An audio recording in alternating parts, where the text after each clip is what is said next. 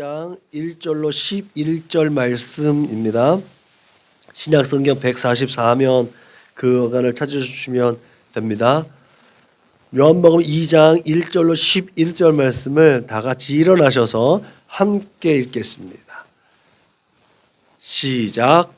사흘째 되던 날 갈릴리 가나에 혼례가 있어 예수의 어머니도 거기 계시고 예수와 그 제자들도 혼례의 청함을 받았더니 포도주가 떨어진지라.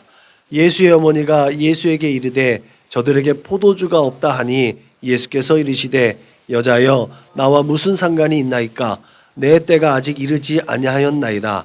그의 어머니가 하인들에게 이르되 너희에게 무슨 말씀을 하시든지 그대로 하라 하니라. 거기에 유대인의 정결 예식을 따라 두 세통 드는 돌 항아리 6이 놓였는지라.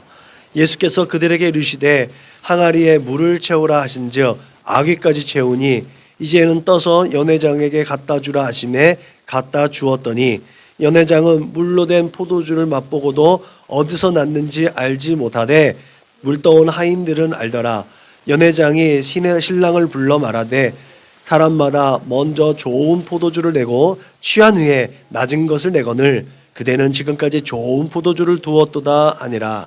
예수께서 이 표적을 갈릴리 가나에서 행하여 그의 영광을 나타내심에 제자들이 그를 믿으니라. 아멘.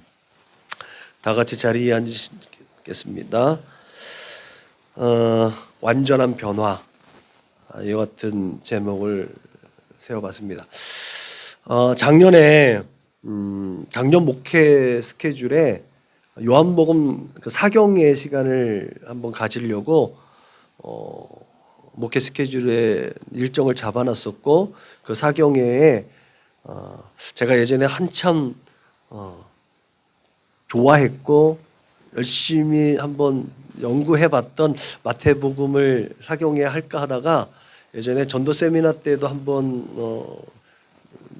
전했던 바가 있고 그래서 마태복음을 좀 나중에 또 한번 정리해서 사경회 한번 하고 요한복음을 한번 연구해서 한번 해보고 싶다라는 생각이 들어서 작년에 요한복음을 좀 연구를 했는데 일정상 사경회를 하지 못했어요. 올해도 어떻게 될지 몰라서 사경회 일정은 잡아놨는데 제가 조금 생각을 좀 바꿨어요. 그래서 이거를 차라리 나중에 한번 시간을 정해서 하더라도 시리즈 설교를 좀 준비해서 그 시리즈 설교한 다음에 엑기스를 모아서 사경회 때 조금 더 잘 전달해 주면 조금 더 효과가 있겠다 싶어서 오늘 이제 거의 서론격 같아요. 그 완전한 변화. 결국은 변화된 사람들이 예수님의 제자가 되고 변화된 사람들이 하나님의 영광을 드러낸다라는 것이 결국은 제가 요한복음을 연구하고 요한복음을 좀 이렇게 준비하는 과정에 큰 한 줄기 이제 베이스가 되는 글귀예요. 그 하나의 마음가짐이에요. 변화된 사람들이 정말 예수님의 영광을 선언하고 선포하고 하나님의 뜻을 이루어 드린다. 그 변화라는 주제를 통해서 영생의 길로 초대받은 우리들이 구원의 문제를 해결할 수 있도록 또 우리의 시선을 또 확장시키고 또 깊어질 수 있도록 만들어주는 줄로 믿으시길 주님의 이름으로 부탁을 드립니다.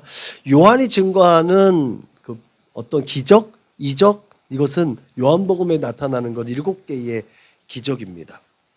이 7개의 표적을 변화라는 주제에 맞춰서 설명할 수 있을까라는 질문을 던져봤어요. 그리고 나서 찾아봤던 것이 이거예요. 첫 번째 표적, 오늘 우리가 살펴볼 우리 변화의 포도주가 되는 사건이 이제 모든 변화의 베이스가 되는 거죠. 그리고 오늘 말씀에도 보면 이 표적을 통해서 제자들이 예수님을 믿기 시작하게 된 것 같아요. 그리고 두 번째 표적에서는 이 표적을 보고 믿는 사람들의 모델이 이제 설정되어지는 거죠. 세 번째 표적은 이제 표적을 경험한 자가 어떤 변화의 삶을 살아가게 되는지 한탄하고 막 이렇게 신세한탄하던 사람이 이제 좀 더 당당해지는 모습으로 바뀌어지는 모습을 베드로서 연못 5장의 요한복음 5장에서 우리는 찾아볼 수가 있지요. 그리고 네 번째 모병이의 기적을 통해서 개인적 바뀐 이 변화를 경험했던 이 한 사람들에 의해서 다수의 이제 경험이 되어지는 변화된 사람들로 확장되어지는 것들을 또 이제 우리가 살펴볼 수가 있는 것 같아요. 그리고 다섯 번째, 바다 위로 걸어오시는 예수님의 이적을 통해서 예수님의 신적 권위와 정체성을 다시 한번 재확인하게 됩니다.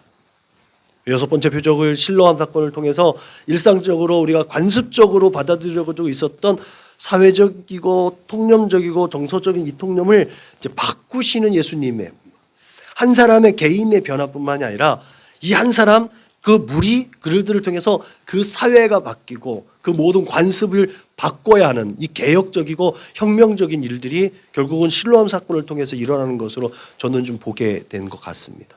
그리고 일곱 번째 표적 그 나사로 사건을 통해서 인간적인 입장에서는 절대 불가능한 그 영역을 이제 건드리시는 하나님, 그 하나님으로서 절대적으로 그 생명에 관한 절대적 권한을 가지고 계신 예수님을 다시 한번 조명시켜 주셔서 우리가 변화되어지는데 어떠한 변화적 삶을 살아낼 것인가, 그것은 결국은 예수 그리스도에게 집중하고 그 생명의 권한을 가지고 영생의 복을 더하여 주시는 하나님께 우리의 모든 생각과 마음과 삶을 포커스를 맞춰줬을 때 이게 바로 변화받은 사람의 삶의 모습이겠구나라는 것들을 자기 스스로도 증명해낼 수 있는 것이고, 그것을 들여다보는 마주하는 사람들에게도 인정받게 되어지는, 그래서 그것이 많은 사람들을 옳은 길로 인도하게 되어지고 그 사람들로부터 하나님의 영광을 드러낼 수 있도록, 그들이 하나님을 찬송할 수 있도록 그런 삶의 모습으로 이제 이 일곱 개의 변화, 일곱 개의 기적을 살펴볼 수가 있는 것 같습니다. 그래서 전체적으로 요한이 말하고 있는 이 전반부 1장 12장까지 변화의 책, 기적의 책이라고 우리가 불려진단 말이죠. 그 전반부의 표적에 나타난 이 일곱 개의 표적은 점진적으로 확대되어지는 경향을 나타내게 됩니다. 네. 제가 조금 더 이게 접목될 수 없는지는 확실하지도 않지만, 사사기는 왜 점점점 악한 것이 좀 합당하지 못한 것, 그렇게 나쁜 쪽으로 계속 확대되어지는 것들이, 이렇게 점진적으로 확대되어지는 것들이잖아요. 인간의 생각과 마음은 계속해서 악한 방향으로 점점점 확대되어진다. 근데 하나님의 역사는, 하나님의 선하신 역사는 작은 것부터 긍정적이고 옳은 방향으로 확장되어지는, 사사기의 어떤 구조와 요한복음의 구조는 그래서 역방향의 모습으로 보여진다라는 것을 확인할 수가 있는데, 그건 좀 더 연구해 볼 필요가 있는 것 같습니다. 아무튼 그 점점점 요한복음 안에서 그 하나님의 선하신 역사, 왜냐하면 요한은 예수님을 하나님, 로고스로서의 하나님으로서의 예수님을 소개하고 있는 것이기 때문에 점점점 확대되면서 예수가 진짜 로고스 하나님이시구나라는 것들을 사람들로부터 인정받도록 하기 위한 목적이 이 안에 있거든요. 그래서 그런 확대되어지는 경향을 통해서 예수님의 신적인 지위와 권능을 드러내는 장치로 이 변화의 일곱 가지의 변화를 계속해서 점진적으로 확장시켜가는 것들을 폼을 잡았다라고 이해할 수가 있는 것 같아요. 그 일곱 개의 변화를 일으키는 첫 번째의 기적이 바로 오늘 이 점진적인 변화와 성장과 성숙의 베이스가 되는 물이 변화여서 포도주가 되는 이 사건으로 저는 이해하게 되었습니다. 오늘 말씀은 그래서 성자 예수께서 이 땅에 사람의 옷을 입고 와서 공생의 기간 동안 수많은 기적과 이적을 베풀은 데서 그 가운데 엑기스인 7개를 선별해서 요한이 또한 이 목적을 가지고 이제 설정을 해놓은 거고 배열을 해놓은 것이고, 그 중에서 가장 먼저 행하신 기적이 바로 물이 변하여서 포도주가 된 기적이죠. 갈릴리 가나, 우리 성지순례를 가봤지만 이 나사렛에서 또 이렇게 언덕을 넘어서 갈릴리 바다 보이는 쪽으로 가면 한 15km, 한 20km 가까이 돼요. 20km 정도 되는 거리예요. 그렇죠. 20km 정도 되는 거리 되는데 아주 작은 마을 도시예요. 우리가 잘 알듯이 우리가 항상 잊어버리면 안 될 게, 그 당시에 사람들은 집성촌이라서 그 혈연 관계들끼리 이렇게 모여서 사는 지역이었기 때문에 여기에 예수님의 어머님이 갔고 예수님이 초대되었다라면 예수님 모친 마리아의 어떤 혈족이나 그 지인의 잔치 자리였을 것이다라고 충분히 예측할 수가 있는 것이죠. 그렇기 때문에 예수님께서도 포도주가 떨어져서 이게 그 예수님이 그 혼인 잔치에 주관자인 그 사람과 무슨 관계가 있었나 보다라고 이제 충분히 예상할 수가 있는 거죠. 그런데 그 잔치가 원래는 그 유대인들은 7일 동안 잔치를 하는 게 관례였어요. 그런데 포도주가 너무 일찍 떨어진 거죠. 연회장이 얘기하는 걸로 봐서는 포도주가 조금 좋은 포도주였나 봐요. 맛있었던 것 같아요. 그러니까 아마 잔치에 초대된 사람들은 뭐 갑자기 인원이 많아진 것도 아니고 항상 그런 잔치가 있을 때 그 지인들이 오는 거기 때문에 항상 뭐 거의 일정했을 거라고 생각이 되어지는데 포도주가 생각보다 일찍 떨어진 거죠. 일찍 떨어졌기 때문에 적잖이 당황했던 것 같습니다. 그렇게 잔치의 분위기를 흥겹게 해주는 포도주가 떨어졌으니 이제 앞으로 남은 날의 잔치가 막막해진 상황인 겁니다. 심지어 유대인들은 이런 말까지 했더래요. 포도주가 없으면 행복도 없다. 그런 유대인들에게 잔치 자리에 포도주가 떨어진 거예요. 그러니 잔치를 베푼 사람들은 당황할 수밖에 없는 거죠. 뭐 지푸라기도 잡아봐야 하는 상황입니다. 그러자 어머니 마리아가 예수님께 도움을 청하죠. 예수님께서 우리가 아시는 바와 같이 이제 물을 담아 놓을 수 있는 유대인의 결례통에 물을 갖다 붓게 하고 그 하인들이 포도주를 손님들에게 갖다 주었더니 하인들이 뜰 때는 분명히 물이었을 거예요. 근데 갖다 줄 때는 포도주로 바뀌어져 있는 거죠. 그러니까 생각해 봤어요. 결례통에서 포도주가 물을 붓을 때 결례통에서 바뀌어졌을까? 아니면 이 갖다 갖고 가는 중에 바뀌어졌을까? 여러 가지 문맥상으로 보면 하인들은 물통 갖다 부었을 때도 물이었고 그 결례통에서 물을 붓을 때도 물이었던 것 같아요. 근데 갖다 주고 잔치상에 올려놓을 때 포도주로 바뀌어져 있는 거죠. 저는 여기에서 하인들의 순종하는 마음도 우리 주님께서 보셨다고 봐요. 그 작은 순종이 결국은 그 역사를 만들어내는 하나의 또한 동기가 되는 거죠. 그러니까 우리가 믿음 생활을 할 때 아주 작은 일에 순종하는 것도 하나님의 역사와 하나님의 기적과 이사와 표적을 드러내는 하나의 또 순종의 열매가 된다는 것도 기억할 수 있기를 주님의 이름으로 부탁을 드립니다. 근데 그것까지 할 수 있기를 주님의 이름으로 부탁을 드립니다. 그리고 나서 연회장이 당시 관습상 아주 질 좋은 포도주를 먼저 주고 나중에 수준이 좀 떨어지는 취한 다음에 조금 그냥 그 맛도 모르는 때 질 떨어지는 포도주 갖다 줘도 되는데 이때까지 이 좋은 포도주를 어디다 숨겨놓고 지금 갖고 왔냐라고 하는 맛을 봤을 때 예수님은 우리 하나님은 항상 가장 적소에 가장 좋은 것을 준비하시고 예비하셔서 후히되어 누르고 흔들어 넘치도록 부어주시는 줄 믿으시길 주님의 이름으로 부탁을 드립니다. 여러분, 예수님께서는 그렇게 항상 좋은 것 주신다는 것을 기대하고 또 믿음으로 간구할 수 있기를 주님의 이름으로 축복합니다.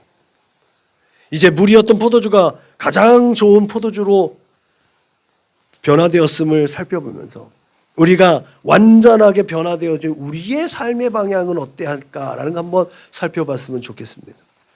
먼저 물이 포도주가 된 것은 우리의 영적인 신분의 변화가 완전히 바뀌었다는 것을 의미하는 줄로 믿으시기 바랍니다.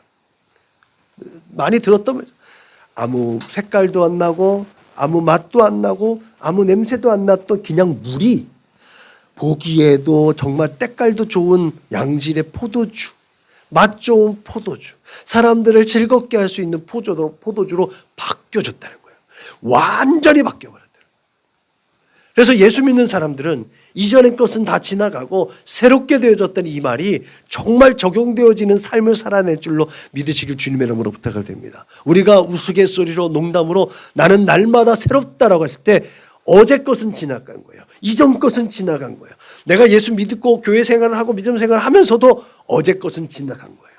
이전 것은 지나간 거예요. 오늘 내게 나를 새롭게 하신 그 하나님의 영광을 위해서 오늘 나를 새롭게 하고 날마다 선한 영향력을 끼칠 수 있는 믿음과 용기가 있기를 주님의 이름으로 축복합니다. 여러분, 물이 담겼던 곳은 유대인의 결례통이었어요. 그 결례통은 정결하게 하는 물을 담는 거예요.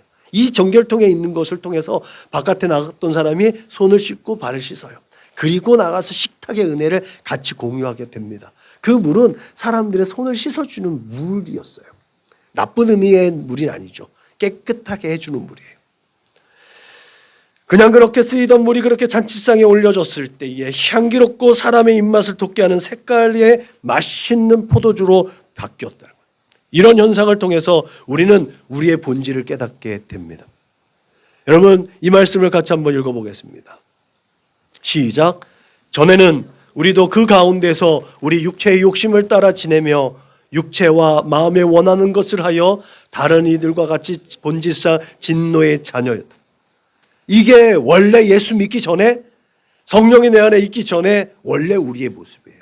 이게 우리의 정체성입니다. 예수 만나기 전, 성령의 은혜를 체험하기 전, 하나님을 만나기 전 우리의 정체성입니다. 그런데 예수를 만난 다음에 이렇게 바뀝니다. 시작. 국률에 풍성하신 하나님이 우리를 사랑하신 그 큰 사랑을 인하여 허물로 죽은 우리를 그리스도와 함께 살리셨고 또 함께 일으키사 그리스도 예수 안에서 함께 하늘에 앉히셨느니라. 여러분, 이것이 예수 만난 이후에 우리의 정체성이 반영된 말씀이에요. 완전히 변화되어졌다는 말씀이에요. 우리가 아무 가치 없는 인생으로 하나님께 멸망받을 수밖에 없는 그런 볼잘것없는 인생이었어요. 그냥 불쏘시개 같은 인생이었어요. 그런데 우리 주 예수 그리스도의 공로로 말미암아 참으로 복받은 인생 되고 하나님의 거룩하신 뜻을 이루어드리고 하나님의 뜻을 수행하는 그런 사명자들로, 제자들로, 하나님의 일꾼들로 바뀌어졌대요. 이 말은 아무것도 할 수 없었던 무능하고 무책임하고 아무 존재감이 없던 사람이 능력 있는 자가 되고 책임 있는 자가 되고 하나님의 뜻을 세워나갈 수 있는 거룩한 사람이 되었다라는 것을 의미하는 줄로 믿으시길 바랍니다. 그냥 사람들의 목만 축이던 물이 잔치자리에 흙을 도와주는 역할을 했던 것이 이제 포도주로 변화가 되어서 그 집안일에 들어오는 모든 사람들을 다 영접하고 그들을 흥겁게 해주는 역할을 하게 되었다는 거죠. 그래서 나만 잘 되는 것이 아니에요. 나만 잘 되는 것이 아니라 누군가를 이롭게 해줄 수 있는 우리나라, 우리 대한민국의 건국이념이랄까요? 우리나라 당군조서 일으킬 때 홍익인간, 그렇죠? 널리 세상을 이롭게 한다라는 것까지 뜻이 우리나라 그 당군 조선에만 있는 것이 아니라 성경에도 있는 거예요. 하나님의 역사를 맛보고 예수의 십자가의 역사를 맛본 사람들은 다른 사람들을 이롭게 할 수 있는 역할을 감당해야 될 줄로 믿으시길 바랍니다. 그게 빛이 된 사람이고 그게 소금인 거예요. 누군가의 어둠을 밝혀줄 수 있는 사람, 누군가의 살아갈 의미와 존재와 그 맛을 잃어버린 자들에게 그리들이 살아갈 수 있는 힘과 용기와 맛을 제공해 줄 수 있는 역할, 그게 변화되어진 하나님의 사람들의 역할이라는 거죠. 여러분, 그렇게 우리의 이전에 거짓의 아비 사탄의 올무 속에서 행복과 진리, 윤리, 기쁨, 건강, 인격이 파괴되진 상황 속에서 추악한 모습으로 살아가고 있는 모습들, 불법과 불행과 또한 불의와 또 거짓과 분쟁과 시기와 살인과 탐욕스럽고 교만해서 이 세상을 계속해서 어지럽히고 이기적이고 개인적으로 계속해서 자기만 알도록 이끌어가는 이 세대의 커다란 물줄기 속에서, 그래서 하나님의 사람들은 그 중에서도 샘물과 같이 솟아나는, 정결하게 솟아나는 그런 샘물의 역할 또한 감당해야 될 줄로 믿으시길 주님의 이름으로 부탁을 드립니다. 그래서 하나님은 이 세상 어두운 곳에서 건져내어 주셔서 하나님의 기이한 빛을, 기이한 영광을 선언하고 선포할 수 있는 존재들로 우리를 부르셨다는 것을 믿으시길 주님의 이름으로 부탁을 드립니다. 그렇게 우리의 구원은 같이 있는 거라는 것을 기억하시길 바랍니다. 우리의 구원, 우리의 영생의 복은 나만 잘 먹고 잘 살 수 있도록 부여해 주신 하늘의 복이 아니라는 거예요.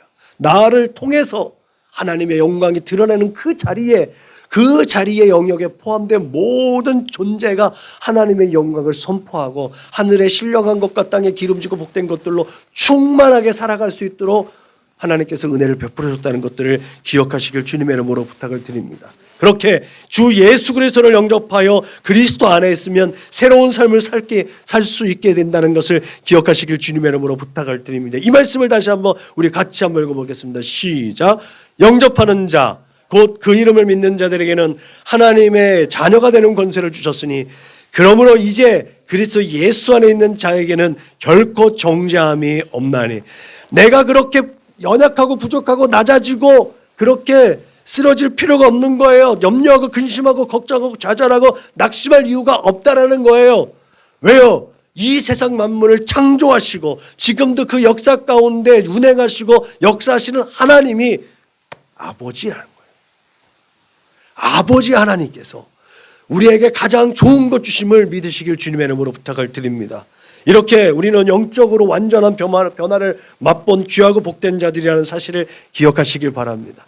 여러분, 이런 자들은 아무 목적 없이 사는 것이 아니라 지금까지 계속해서 반복해서 말씀드렸던 것처럼 하나님의 영광을 위한 목적을 갖고 최선을 다해서 살아갑니다. 제가 심심치 않게 상담 오는 사람들에게 조금 힘든 말을 한 마디 해요. 그게 뭐냐면 그리스도인들은 다른 사람들보다 2배로 살아야 된다. 다른 사람들이 24시간 살면 그리스도인들은 48시간 살아라. 2배로 열심히 살지 않으면 안 된다. 왜? 나 먹고 살기도 힘든데 다른 사람들의 삶도 책임져야 되니까. 그 일을 위해서 하나님께서 하늘에 신령한 것들을 공급해 주시고 땅에 기름지고 복된 것들로 공급해 주시고 내게 능력 주셨고 내게 권세를 주셨고 내게 물질도 허락해 주셨고 내게 건강도 허락해 주셨기 때문에 우리는 2배로 열심히 살아야 된다는 거예요. 시간을 쪼개서 살아야 된다라고 얘기를 해요. 그래서 하나님이 주신 그 시간과 물질과 건강을 하나님의 영광을 위해서 하나님께서 보내주신 그 한 사람을 위해서 하나님의 형상과 모양을 가진 그 이웃을 위해서 힘쓰고 애쓸 수 있어야 될 줄로 믿으시길 주님의 이름으로 축복합니다. 그래서 우리가 어떠한 일을 직임을 맡았을 때 그것이 무거운 짐이 아니라 하나님께서 나를 충성되이 여기셨구나. 하나님께서 나의 삶을 기쁘시게 받으시겠구나. 이 일을 감당하실 수 있도록 시간도 넉넉하게 활용할 수 있도록 지혜를 주실 것이고 그 일을 합당하게 할 수 있도록 물질도 주실 것이고 그 일을 온전히 합력하여 선을 이룰 수 있도록 좋은 사람들, 재능 있는 사람들을 붙여주셔서 하나님의 집을 짓게 하시고 하나님의 선하신 뜻과 계획들, 하나님의 역사를 이루어 가시겠구나라는 믿음을 가지고 긍정적이고 창조적인 생각으로 날마다 입술로 선언하고 선포해서 하나님 물질도 주시고 시간도 허락하여 주시고 사람도 허락하여 주셔서 하나님 이 일을 감당할 때에 하나님의 영광만이 드러날 수 있도록 인도하여 주옵소서. 이렇게 기도하고 그 일을 감당해내야 수 있어야 될 줄로 믿으시길 주님의 이름으로 부탁드립니다. 우리 그렇게 믿는 자들에게 있어서 바르게 잘 산다는 것은 그렇게 하나님의 목적하심에 힘을 다해서 그 목적을 이루어 가고 있는 그 과정에 반드시 필요한 줄로 믿으시길 바랍니다. 바른 길이 어디 있어요? 바른 길이 뭐죠? 바른 길이 뭘까요? 정도가 뭘까요? 하나님을 향하는 길이 바른 길인 줄로 믿으시기 바랍니다. 우리 주 예수 그리스도 안에 있는 길이 바른 길인 줄로 믿으시기 바랍니다. 우리 주 예수 그리스도가 그래서 길이요 진리요 생명이라고 말씀하신 줄로 믿으시길 바랍니다. 이 바른 길로 벗어나면 그게 죄인 거예요. 그래서 회개하는 거예요. 그 온전히 하나님을 향하여 가는 길로 날마다 되돌아서야 되는 줄로 믿으시길 주님의 이름으로 축복합니다. 다음으로 우리들이 하나님의 그러한 놀라운 변화의 선물을 받은 자라는 것, 그 아름다운 삶을 지향해 가야 되는 그런 삶의 자리에 놓여져 있다는 것을 늘 인식해야 될 줄로 믿으시길 바랍니다. 누군가 한 사람이 아니라 바로 나에게 주신 선물이라는 거예요. 우리의 삶 가운데 그래서 온전한 회개가 날마다 수반되어야 될 줄로 믿으시길 바랍니다. 그 회개가 수반되지 않으면 우리는 하나님이 뜻하시는 삶을 살아낼 수가 없어요. 왜? 모든 사람들은 다 자기 편한 대로 생각하거든요. 모든 사람들은 자기가 유리한 쪽으로 생각하고 자기가 유리한 쪽으로 변명하고 자기가 유리한 쪽으로 모든 것들을 보기 때문에 그렇습니다. 똑같은 상황, 똑같은 사건, 똑같은 어떠한 그런 모습들을 보고도 각자 자기의 생각대로 판단하고 그것을 해석하기 때문에 그렇습니다. 그렇게 사분오열되어지는 것들을 하나님께서 결코 기뻐하지 않는다는 거죠. 그래서 중요한 게 하나님의 영광을 위한 거라는 거죠. 설령 조금 늦고 조금 돌아간다 할지라도 모든 공동체가 하나의 마음을 가질 수 있도록, 모든 공동체가 한 뜻과 한 방향으로 나아갈 수 있도록 하는 것, 그게 제일 중요한 게 하나님을 향하여 있는 길로 가는 거라는 거죠. 회개란 그렇게 마음의 변화와 방향의 전환을 의미하죠. 누가복음에 나오는 탕자의 변화가 대표적인 것이죠. 다윗과 같이 죄에 대한 깊은 뉘우침을 통해서 하나님께 자기의 모든 것들을 내려놓은 것이 진정한 회개의 모습입니다. 하나님께 대한 죄의 고백과 어울려서 사람에 대한 죄도 고백하는 것이 회개입니다. 자기가 부지중에 지은 죄에 대해서도 토로하는 것이 회개입니다. 그게 삭개오에 대한 예예요. 삭개오가 설령 혹시라도 내가 남의 것을 토색했다면 내가 그것을 5배로 갚겠다고 혹시라도 많은 사람들의 치탄을 받고 요구도 먹는 세리장이었지만 자신은 나름대로 하나님을 경외하고 메시아를 기대하는 사람으로서 온전하게 살았다라고 그 당시에 간접적이고 문화적이고 사회적이고 자기가 먹고 살아야 되는 것이기 때문에 세리장이라는 지위를 갖고는 있었지만 다른 세리장들처럼 다른 세리들을 착복하고 다른 국민들을 착복하기보다 나는 그래도 정직하게 살면서 내 재산을 불렸을 것입니다 라는 그 삭개오의 그 마음의 중심을 볼 수가 있어요. 그럼에도 불구하고 그가 설령 혹시라도 내가 남의 것을 토색했다면 그에게 5배로 갚겠습니다 라고 하는 이 삭개오의 고백이 진정한 회개라는 거죠. 우리가 예수 믿고 구원받고 교회 안에서 신앙생활 열심히 하면서 나는 정직합니다, 나는 신호위반도 하지 않고요, 공등법규도 잘 지켜요 라고 하는 자신의 자만함과 오만함 때문에 오히려 더 큰 죄를 범할 수 있는 게 바리새인적 사관을 가지고 있는 기독교인들의 모습이거든요. 저의 모습이 그래요.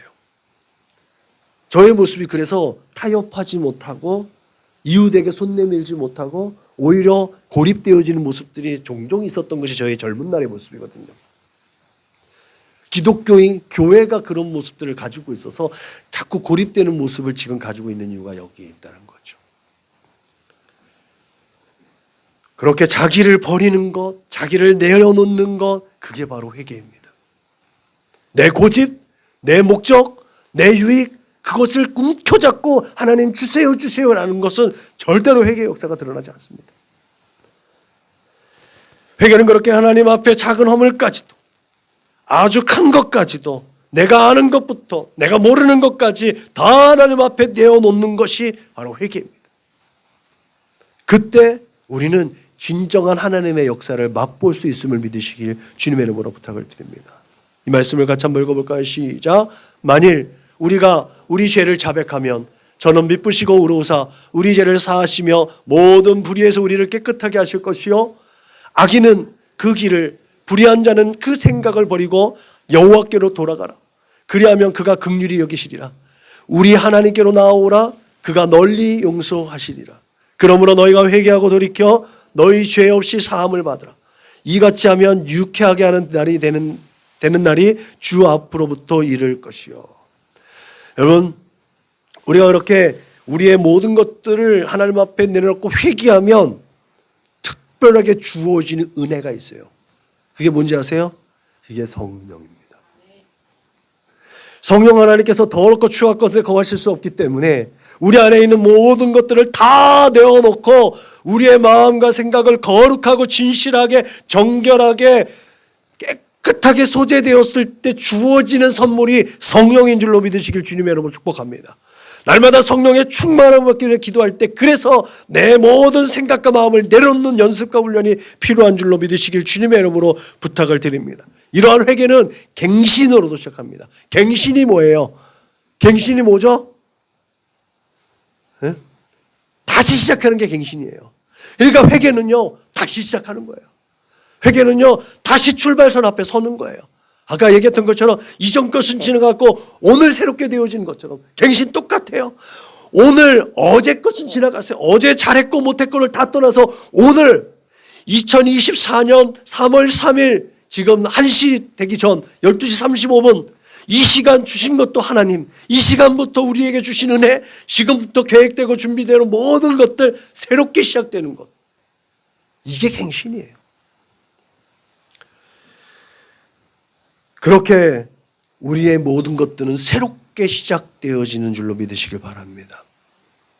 분명한 것은 성도 개개인의 삶이 그렇게 완전히 깨끗하여질 때 우리의 삶에 부흥은 일어난다는 거예요.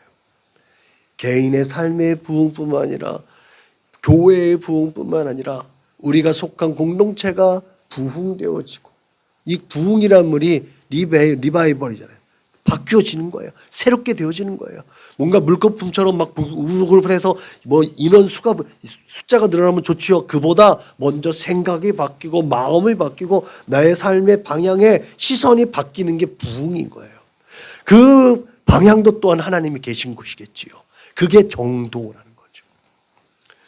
이런 부흥, 그래서 하나님께 주도권이 있습니다. 하나님의 주권에 순복해서 하나님의 열리를 붙드는 자들에게 부흥이 있음을 믿으시기 바랍니다. 그렇기 때문에 기본에 충실해요. 믿는 자들에게서 기본이 뭐예요? 말씀과 기도와 찬송이 우리의 삶을 지배하는 거예요. 여러분, 하나님의 주권에 순복하며 하나님의 원리를 붙드는 것이 사도들이 한 것과 마찬가지입니다. 여러가 복지 정책을 쓰다가 정신을 차리고 보니까 우리가 기본에서 벗어났네. 우리가 이제는 기도하는 것과 말씀 전하는 것에 집중할 테니까 봉사는 니네들이 하라. 이게 사도들이 결단을 내린 거예요.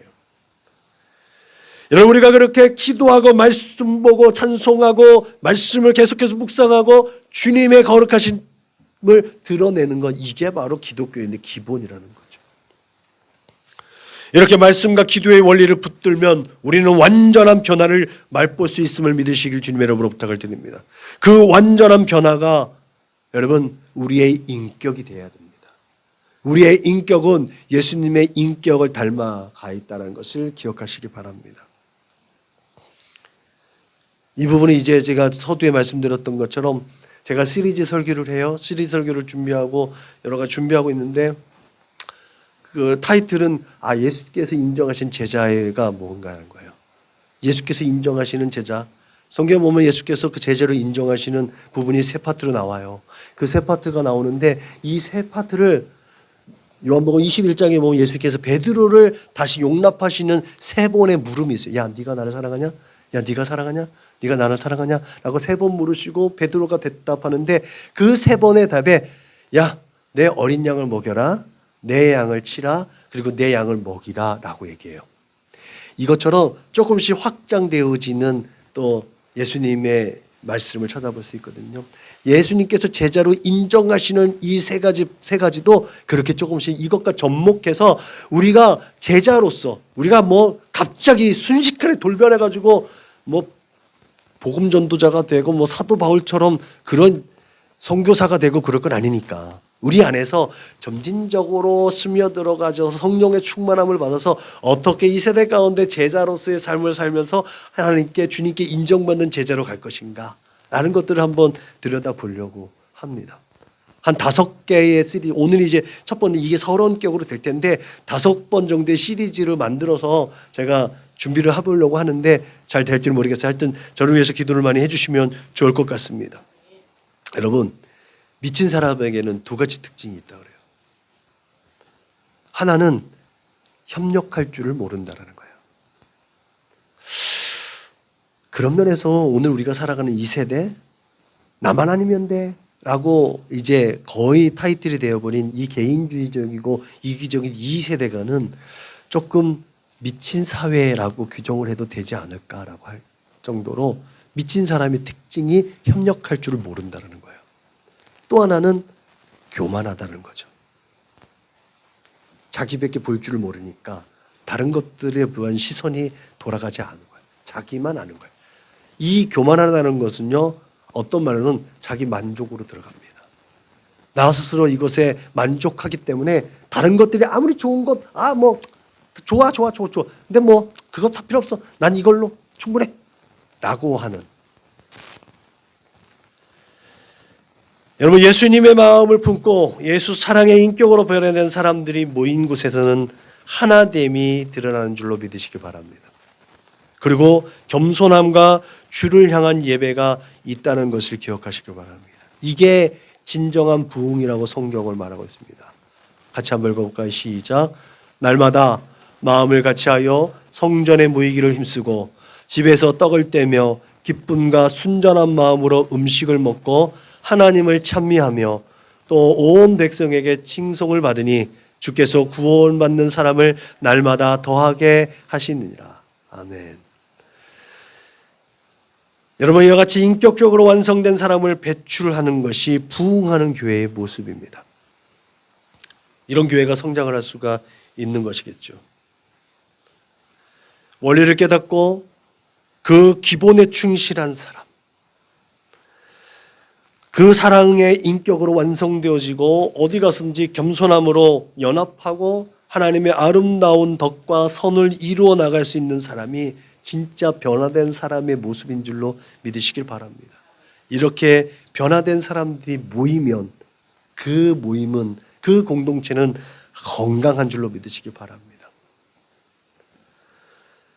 그러면 우리는 우리 하나님의 은혜로 말미암아 저주 아래 있던 우리의 영이 거룩해졌다는 사실, 그렇게 하나님과 화평을 이루어지는 완전한 변화의 사람이라는 것을 기억하시길 바랍니다. 그 변화를 맛본 자들답게 이 세대 가운데 그 맛을 증언할 수 있기를 주님의 이름으로 축복합니다. 그렇게 날마다 하나님의 영광을 드러낼 수 있도록 십자가 앞에 자기 자신을 날마다 쳐서 복종시킴으로 말미암아 성령이 날마다 충만하고 매일매일 새롭게 새 날을 공급받아서 새로운 생각과 새로운 마음과 그렇게 하나님과 동역하는 능력 있는 하나님의 사람들로, 완전한 하나님의 사람들로 세워져 갈 수 있기를 주님의 이름으로 축복합니다. 기도하시겠습니다. 참 좋으신 하나님, 감사합니다. 아무 쓸모없는, 아무 가치 없는 인생들에게 예수 십자가를 경험하게 하시고 예수 그리스도의 그 은혜와 사랑을 또한 마음에 품게 하여 주셔서 하나님의 사람으로, 하나님의 자녀로, 예수님의 제자로, 예수님의 향기로, 예수님의 편지로 이 세대 가운데 나타나게 하심을 감사합니다. 빛이라고 말씀하셨습니다. 소금이라고 말씀하셨습니다. 어둠을 비치게 하여 주시고 살아갈 맛을 잃은 자들에게 살아가는 맛을 공급할 수 있는 그 귀한 사명을 감당해낼 수 있도록 하늘의 신령한 것과 땅에 기름지고 복된 것들로 날마다 충만케 하시고 날마다 새롭게 하여 주옵소서. 감사하며 걸어가신 예수님의 이름으로 축복하며 기도하였습니다. 아멘.